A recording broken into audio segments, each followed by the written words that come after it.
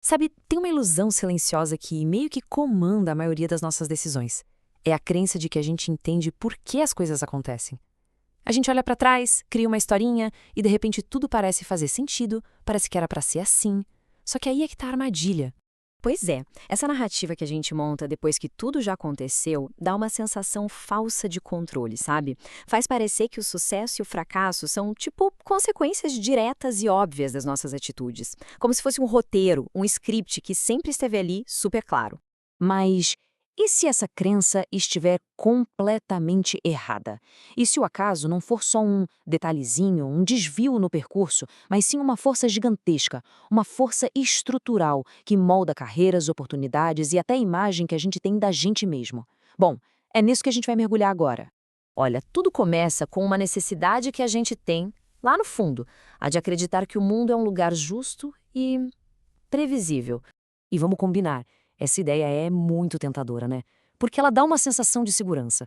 O problema é que ela ignora uma variável que está sempre, sempre em jogo, mas que é invisível: a aleatoriedade. E isso bagunça completamente o jeito que a gente enxerga o sucesso dos outros e, principalmente, como a gente julga os nossos próprios fracassos. Então, para entender por que a gente cai nessa cilada, a gente precisa dar uma olhada para dentro, para nossa própria máquina de pensar e, digamos, para as suas falhas de fábrica.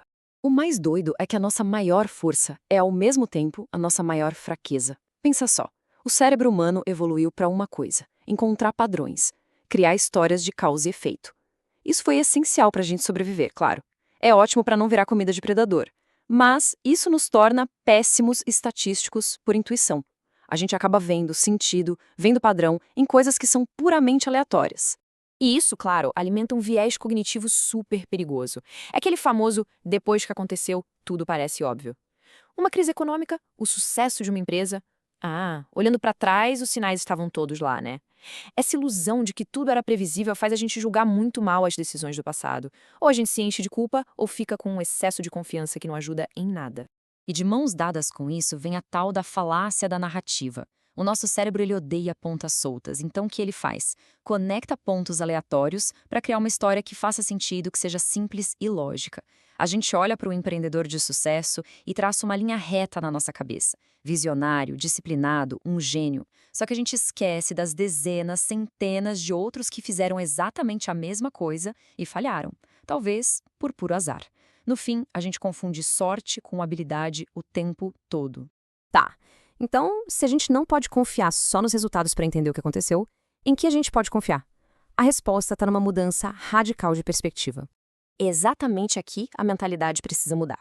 Um processo bom, bem pensado, pode dar um resultado ruim no curto prazo. Porque azar, acaso. E o contrário também acontece. Um processo péssimo pode gerar um resultado incrível temporariamente. Se a gente julgar só o que aconteceu no final, como no caso do investidor B, a gente aprende a lição toda errada. O acaso deu um prêmio para uma atitude imprudente, e isso, lá na frente, é receita para o desastre.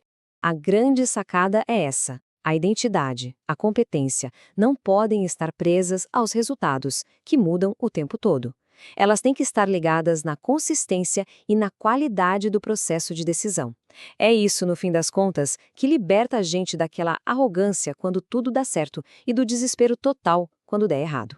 Beleza, entender essa teoria é uma coisa, mas como é que a gente usa isso para agir de um jeito mais inteligente? Certo, vamos para a parte prática. A ideia não é ficar parado esperando as coisas acontecerem, não. É sobre se tornar um verdadeiro estrategista do acaso. O segredo aqui é transformar a incerteza em uma aliada. Em vez de ficar caçando certezas, o foco passa a ser em volume de tentativas inteligentes.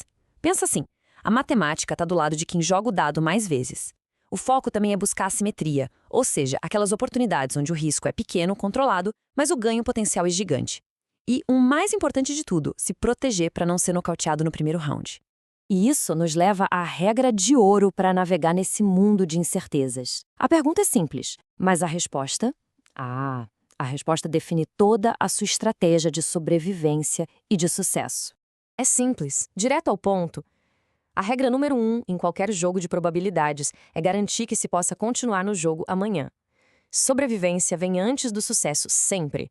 Se uma decisão tem qualquer chance de levar à ruína completa, de tirar do jogo para sempre, ela é uma má decisão.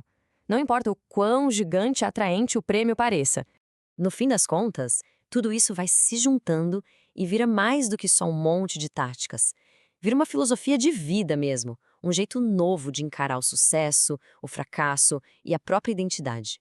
Então vamos lá, resumindo os princípios essenciais. Primeiro, construir uma margem de segurança em tudo, financeira, emocional, o que for.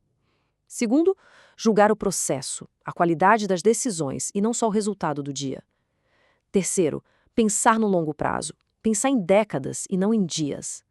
E talvez o mais libertador de todos, separar o seu valor como pessoa dos caprichos e das flutuações da sorte. Olha, isso redefine completamente o que a gente chama de sucesso. Sucesso deixa de ser um destino, um cargo na empresa ou um número na conta do banco. Sucesso vira o processo contínuo de se posicionar de forma inteligente, de construir um sistema forte que não só aguenta o tranco da incerteza, mas que consegue até tirar proveito dela. E a gente termina com essa pergunta. A mudança de chave não é sobre tentar prever o futuro, o que é impossível. É sobre se preparar para vários futuros possíveis. É parar de dar murro em ponta de faca, de resistir ao que é inevitável e começar a usar a aleatoriedade do mundo a seu favor. A grande virada de jogo acontece quando se para de lutar contra o acaso e se começa a jogar com ele.